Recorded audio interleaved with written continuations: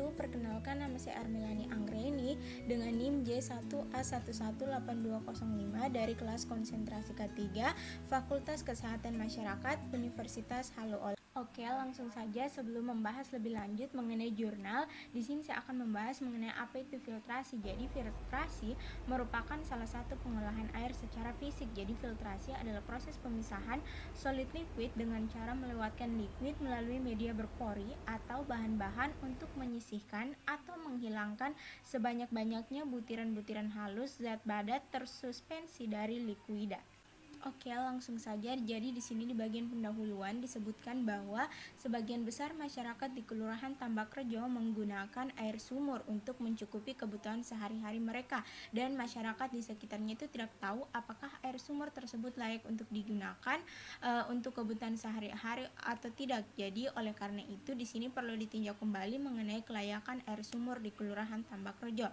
Dan di sini juga disebutkan bahwa menurut Peraturan Menteri Kesehatan Republik Indonesia nomor 416 /Menkes/9/1990 tentang syarat kualitas air bersih, yaitu zat yang penting diperiksa dalam air terutama syarat kimiawi adalah besi, kalsium, magnesium, arsen, fluorida, klorida, sulfat, nitrat, dan kesadahan.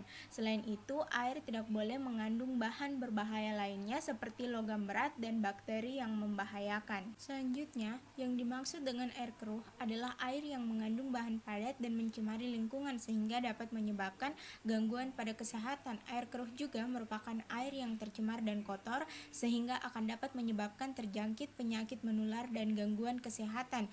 Kekeruhan belum tentu dari sifat air yang membahayakan, tetapi masyarakat pada umumnya berpendapat bahwa air keruh adalah air yang tercemar dan kotor sehingga timbul kekhawatiran akan terjangkit penyakit-penyakit menular dan gangguan kesehatan lain. Selanjutnya yaitu alat dan bahan yang digunakan dalam penelitian ini, yaitu yang pertama ada pompa air, ada reaktor filtrasi dari pipa PVC 4 inci, ada alat aerasi dari ember plastik yang telah dilubangi, kemudian ada kerikil, ada pasir kuarsa, dan ada arang tempurung. Jadi untuk langkah-langkah pelaksanaannya, yang pertama yaitu air baku dari air sumur gali dipompa ke pipa aerasi, dan setelah dari pipa aerasi air ditampung di bak sedimentasi.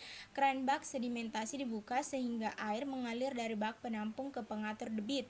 Jadi dari pengatur debit dialirkan ke dua bak filtrasi dengan jenis ketebalan media yang berbeda dan dialirkan secara bersamaan. Kemudian yang kedua yaitu pengukuran debit aliran. Pada proses filtrasi dilakukan dengan cara mengalirkan air dari pengatur debit ke reaktor dengan bersamaan. Jadi bila air sudah terisi, keran outlet dibuka dan menyediakan gelas ukur dengan ukuran 1 liter untuk menampung air outlet. Jadi stopwatch dinyalakan bersamaan dengan air outlet untuk mengisi gelas air. Jadi stopwatch dimatikan pada saat air sudah terisi sebanyak 1 liter.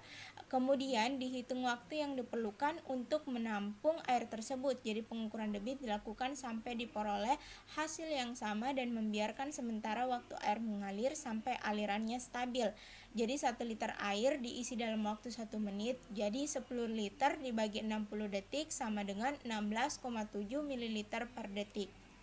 Pada tahap yang ketiga yaitu air yang keluar dari outlet ditampung untuk dianalisis kadar Fe-nya dan kekeruhannya.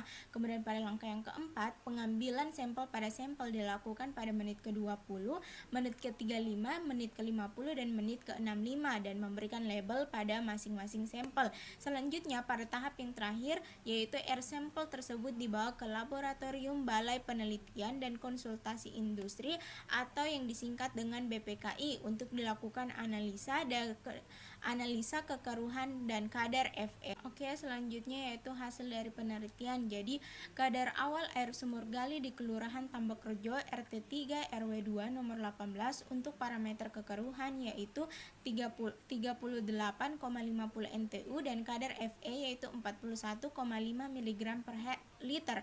Jadi dari hasil tersebut menunjukkan bahwa air sumur tersebut kekeruhan dan kadar Fe-nya di atas baku mutu air bersih sesuai dengan Permenkes nomor 416-9 pada tahun 1990.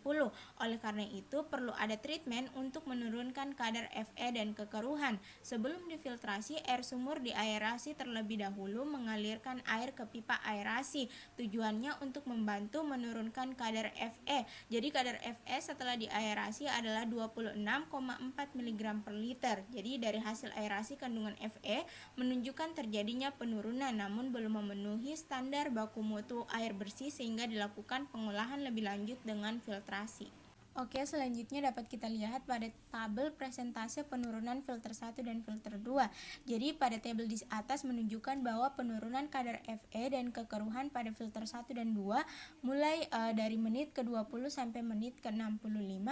Semakin lama waktu filtrasinya, maka semakin tinggi tingkat penurunannya. Dari gambar di atas menunjukkan bahwa tingkat penurunan Fe dan kekeruhan pada filter 2 lebih tinggi daripada filter 1, namun belum memenuhi dari baku mutu air bersih. Kesimpulan yang dapat kita tarik dari penelitian ini yaitu yang pertama, uji tingkat kekeruhan dan kadar Fe sebelum difiltrasi adalah 38,50 NTU dan 41,50 mg per liter, dan setelah difiltrasi dengan filter 1 selama 65 menit, tingkat kekeruhan menjadi 9,80 NTU dan kadar Fe menjadi 4,50 mg. Sedangkan pada filter 2 dengan menggunakan media kerikil 20 cm, pasir kuarsa 50 cm, dan karbon aktif 10 cm mendapatkan hasil filtrasi yang lebih bagus daripada filter 1 dengan menggunakan media kerikil 20 cm, pasir kuarsa 40 cm, dan karbon aktif 20 cm.